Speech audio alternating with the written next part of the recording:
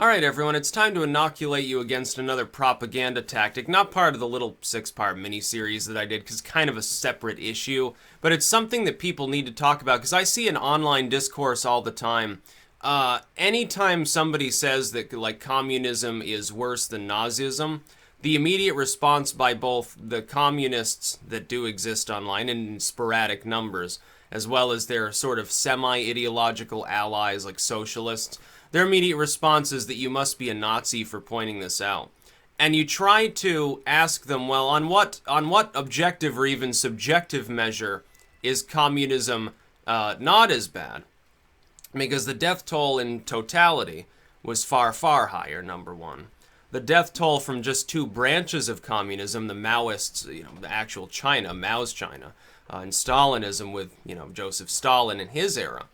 The death tolls from just those two components of communism were both significantly higher than died in in Hitler's Germany. And we're not just talking like, well, the Holocaust, millions of people there. We're also talking about millions of people dead in combat as well.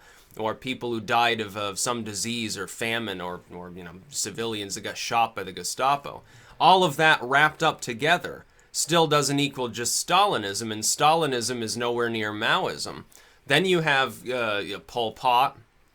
Pol Pot, I think, of all humans who's ever existed, is the one most beyond redemption, despite having, I think, like the number 5 or 6 largest kill count. He's down there below, like the Maos and the Hitlers. But the dude was so fucked up. Every suggestion he made was so nuts. He even killed other communists on a regular basis, called them basically sellouts, and wanted to butcher them as well. I guess take over for, Cambodian rice farming. The most evil human being you could possibly imagine, who had apparently took great pleasure in piling those skulls up. Probably fiddled around with them on his own. Then feigned ignorance. Part of me wants to believe that he really was just really, really dumb. But I'm sorry, I'm not believing it. But no, proclaiming that communism is the most butcherous, insane ideology that has existed in modern times. That of the more modern political affiliations one could have, it is communism that is associated with the most deaths, with the most corruption and ineptitude, and the general worst problems. That is a truth. It does not mean that a person has to be a member of some other ideology. I've had this. You're talking to people online, like some legacy media outlet says, communism, like, wasn't it the New York Times there a few weeks ago with its, communism was pretty good for women's rights in China, which of course is total bullshit. It's not even true. It's not factual in the least. Mao just thought, hey, women can be slaves too. Wonderful, they'll all be equal. Of course, equally miserable. That's the whole fucking point of communism, generally speaking. And you'd point out, well, this is dumb, number one. It's really not true in many ways, number two. And you're just, you're fucked up for even suggesting it. Shame on you. What you get is a bunch of people saying, oh, you're a Nazi. Or you get a group like Antifa. Now, Antifa are pro-communist. They are pro-anarcho-communism. They're a variant of communists. They brand themselves as anti-fascist, which means they're using a label that has nothing to do with their actual beliefs. That's more cloaked behind the topical label that's used. A propaganda tactic too. Mislabeling something. It's done all the time. And so if you attack them and you're like, well, these people are violent and despotic, essentially. They're attacking random civilian passerbys. They're throwing piss bottles at the police. Not sure what that does against fascism. If actual fascists showed up, they'd probably run and be pissing their pants, and or they'd get their skulls beaten in. And you point this out, and they say, oh, well, you must be like a Nazi. You must be a fascist, essentially, because how could you oppose anti-fascism? But the label's totally wrong. They're not an anti-fascist group. They're just a communist front. Not one of significant size. Like, sometimes, I've got to say this, sometimes groups on the further right overblow the danger of a group like Antifa. Ultimately, you can't have it both ways. I see them saying, well, Antifa, their uniform includes pink ruffled panties, and they're cowards, and they wouldn't last a second in real combat. So which is it? Is it that, or, oh, there are so many Antifa members, and they're out to kill anybody who doesn't agree with them? Pretty soon they will take over, haha. you can't have it both ways. I got to take umbrage with that a little bit. But I lean more towards they're more ineffectual and more sporadic side. Like, there aren't as many of them as it appears. It's just you get some group of them coming together from all surrounding areas. Yeah, they can assemble a few, 100 people. Ultimately, that's not a lot. Some of them probably didn't show up. That's the truth, too. Some of them might be, like, wheelchair bound or something. Might have physical abnormalities, which would explain why they're collectivists. But just because you oppose their nonsense does not make you a fascist. The label is totally wrong. The idea that opposing communism means, oh, well, you're part of some dichotomous opposite that we declare to be Nazi or fascist, that's simply not true. Any rudimentary liberal, like in the classical sense or even the neoliberal sense, is going to oppose communism also. Regular, like a traditionalist conservative, someone who's ultimately apolitical and just doesn't want to be abused would be in opposition to communism.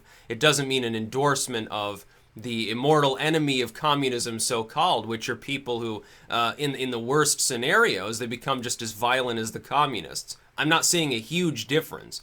If you get some jackbooted group of skinhead thugs beating people based on their race, and they're filled with, and they want to split people apart based on that, that's not fun. In an ideological sense, that's probably closer to the idea of some proletariat revolution, which is inevitably led by people who are not proletariat, beating on the lazy middle class and the evil, corrupt, rich capitalist class, stuff like that. Well, yeah, you're trying to cobble together a majority of the population to kill off most of the rest and or suppress and enslave them so that you can suppress and enslave everybody. Opposing that doesn't make you a Nazi. If it did, most of the world would be Nazis. It's just like when people, they're like out there, like on the evangelical fringe, they're like, whoa, everybody who's not part of my denomination is a Satanist. Well, I guess Satan really does rule the world, because that's like, 98% of the world's population or something. What are you talking about? I don't think that's the world you want to live in if your God truly exists and is just. Probably not going to happen. Unless you're like a total end-timer, then you explain it by saying, oh, well, yeah, the devil is taking over. We're all doomed, basically. Except for 144,000 people. And I'm definitely one of them because I say Jesus over and over all day, every day long. You're not a Nazi for opposing communism. Just like if someone's like, well, yeah, I fucking hate fascism, it doesn't make them a communist. They just might dislike the idea of fascism. Sometimes not even on a moral level. They'll launch some economic objection to it. Oh, well, if fascism takes over, this and that would happen. That's a negative thing. They might be strictly academic about it. You can be just academic about communism. Hang the death toll. Let's just ignore that for a moment and look at communist economics and how well they generally worked out. Oh, yeah, 20 million people starved in this famine. It's okay, though. We lost, 2 million Ukrainians died of starvation. We killed another million of them, moving them around to get people who were not ethnically Ukrainian into this piece of land. And sorry, we fucked you up with, radioactive waste. It's okay, though, because, we built a factory. That's communist economics. When you collectivize and homogenize everyone, you don't really have to worry about death tolls because, who cares? They're just cogs in a machine. As long as the overall machine continues to function, it doesn't matter. We have to justify our central planning. That's why we need to be wary of anything that is collectivist. That includes some of the further right ideology. Some of them are strictly collectivist in nature, going beyond the tribal, past ethno-nationalism into things that are perhaps even more out there. You get into a type of collectivism based on genetics that really, I don't think it would work. I think it's just as bad as communism. You take it a step back from that, and you have civic nationalism, or you have modern identitarianism.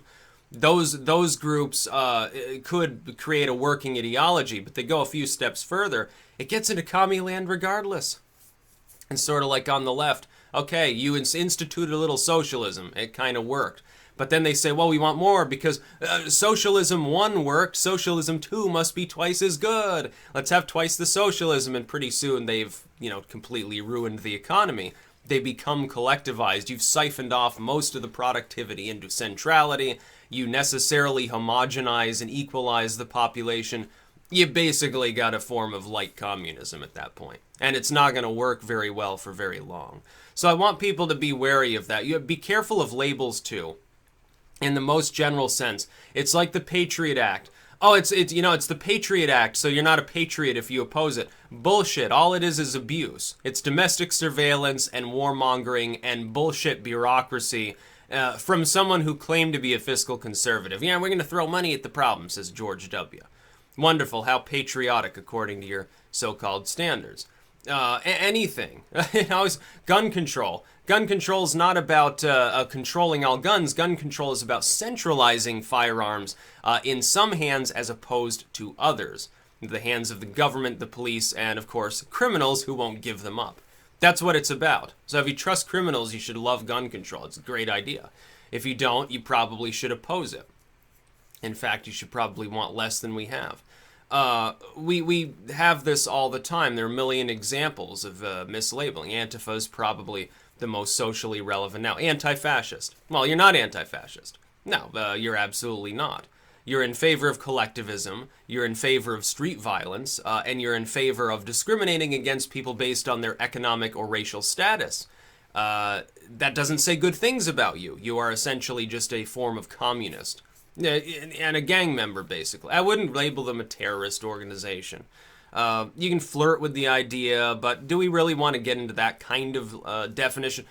Street gang works perfectly well. It enables you to fight the problem, so that you can react with greater vigor when they get together and do violent things. You don't need to label them domestic terrorists. They're trying to do that to right-wing groups, too. I'm sorry, most of them aren't.